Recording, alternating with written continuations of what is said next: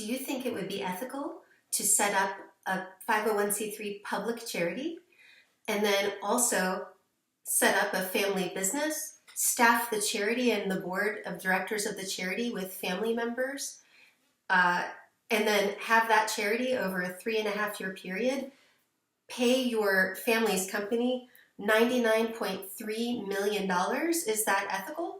My name is Laurie Styron. I'm the CEO and Executive Director of CharityWatch, and I'm here today to talk to you briefly about a nonprofit organization that's a fairly famous one, Wreaths Across America. And you're going to be seeing it a lot in the news this week because Friday, December 12th, I believe that's the date that Arlington National Cemetery in Virginia is going to be blanketed with wreaths for veterans on the graves of veterans.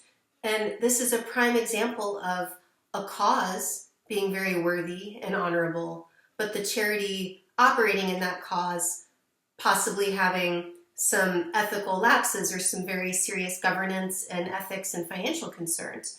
So again, that number, it's almost $100 million over 3.5 years, 99.3 million. So in the 18-month period ending in 12/31/2022, and it's 18 months because they changed their fiscal year, the charity, again, which is staffed and or has the board of directors stacked with family members, paid $43.2 million to their family company. In 2023 calendar year, they paid $27.6 million. And most recently in 2024, they paid $28.5 million. So CharityWatch, our analyst, reached out to Wreaths Across America in the late fall. I believe it was in November. We asked them to provide a copy of their audited financial statements to us by the first week of December. They waited till the last day of the cutoff day, and they informed us that the audited financial statements for 2024 weren't ready yet. So we did get a hold of their IRS Tax Form 990. You have to keep in mind, tax filings are not audited. They don't have to comply with generally accepted accounting principles in the United States, and they often omit unflattering information. So this is why CharityWatch always takes a look at those audited financial statements in addition to the tax filing before we issue a letter grade rating to a charity. It's highly unusual for a charity to submit its IRS tax filing to the IRS without completing its audit first.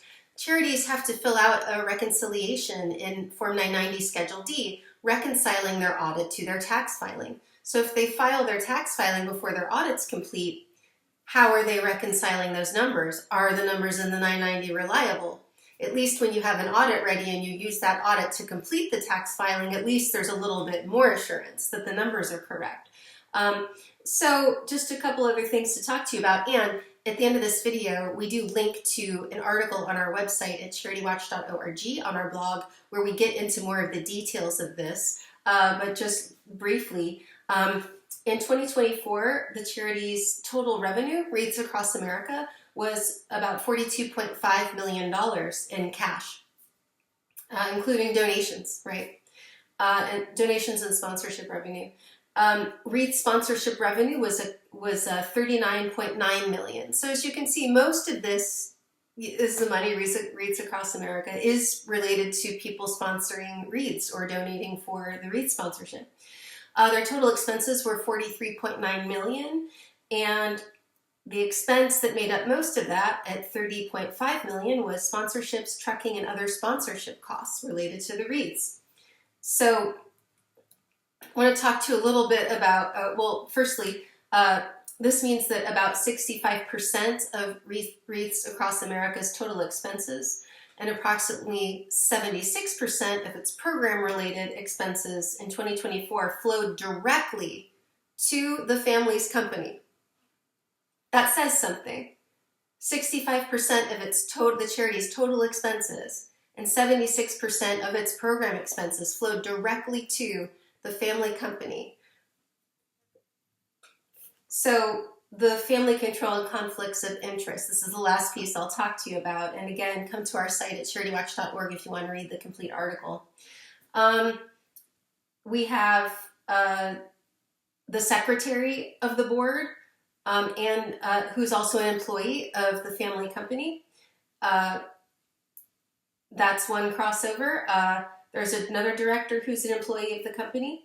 The husbands of two of the charity's directors are owners of the majority interest in the family company. The executive director of the charity, who reports working 40 hours per week for $0. This is the executive director of Wreaths Across America. She claims she gets zero salary from the nonprofit, but she's the mother of the two men who are reported as owning the majority interest in the family company. This raises the question, right? I think you guys know what I'm getting at. We don't have the paper trail here to substantiate this with certainty, but I can say that it raises the question, if someone's working 40 hours a week for zero pay, that's highly unusual. People do volunteer, and board members are generally not compensated because they put in a couple hours a week, right? But it's highly unusual for anyone at any charity to be able to afford and to be willing to work full-time at a nonprofit organization for absolutely no money. And so this raises the question, is this person getting paid another way? In other words, are they somehow getting paid directly or indirectly through the family company, which is mostly funded by the nonprofit?